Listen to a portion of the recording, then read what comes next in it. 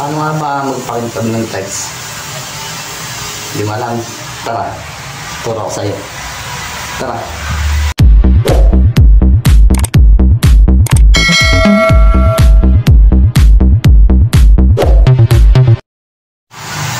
Siyempre mga kabahay, yung una natin gagawin ay linisin natin buo. Kailangan wala siyang tulad niyan, yung mga dumi-dumi na yan, kukudkurin niya yan. Walang langis, walang klikabo. Basta kailangan linisin natin hanggang dyan sa mga sulok-sulok na yun.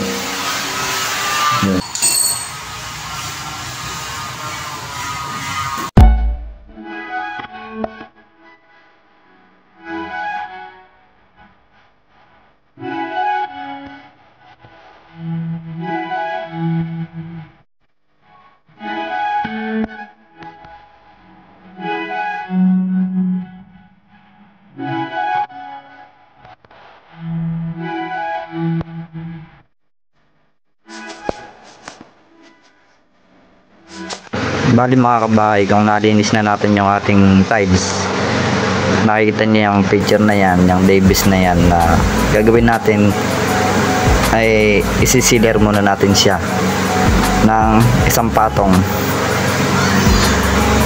Saka nga pala mga kabahay, pwede nyo nang i-apply yung sealer natin na yan dahil templado na yan. Pwede natin gamitin yung brush o yan, roller o spray gun. Pero sa akin, dahil malit lang naman yung kwarto, gagamitan ko lang siya ng baby roller.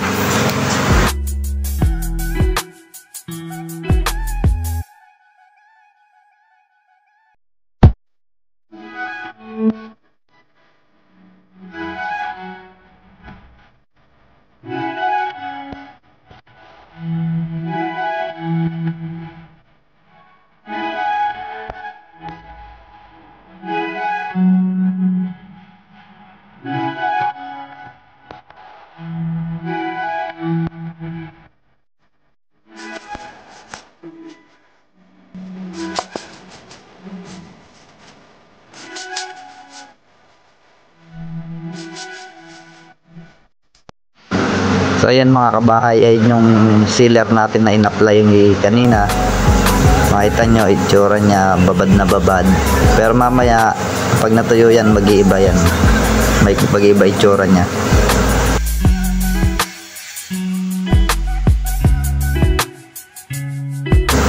So ayan mga kabahay, pag natuyo siya, makalipas ang 3 oras, ganyan na siya, medyo mawawala na uli yung kintab niya. Kaya kailangan talaga natin i-clear coat naman sa susunod.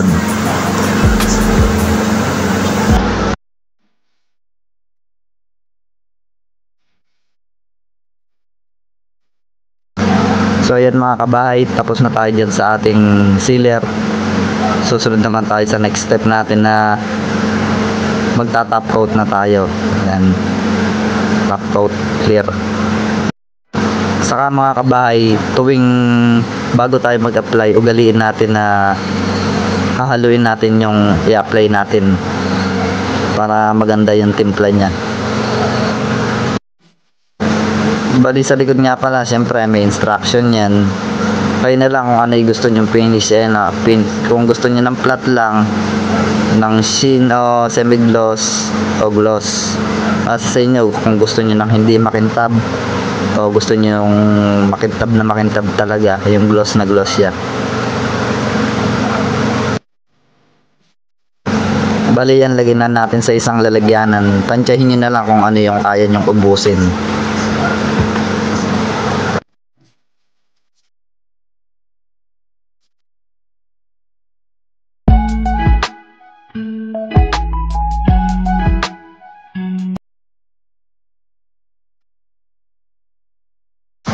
So ayan, bali nasa last part na tayo ng step natin na gagamitin na natin yung top coat clear na yan. Bali gawin nyo lang isang patong lang mga kabahay para hindi naman ganong kakapalan yung ating in-apply.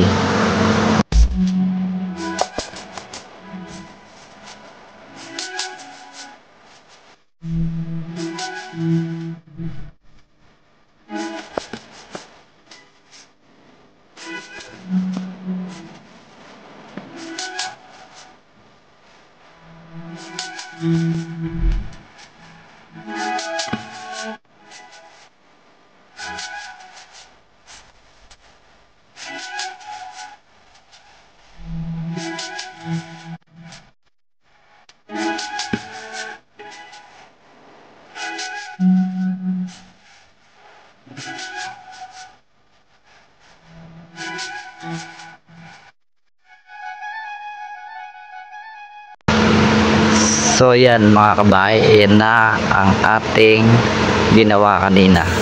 So makikita nyo yung tiles natin, sobrang kintab. Ayun, tingnan nyo yung reflect ng araw, talagang bumabanda siya, pati yung mga pader-pader natin, nakita nyo nagre-reflect din siya sa tiles natin ngayon.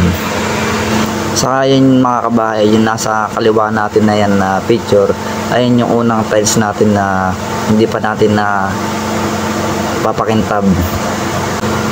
So yun lang mga kabahay, sana nakatulong tong video na to sa munting problema nyo. Salamat.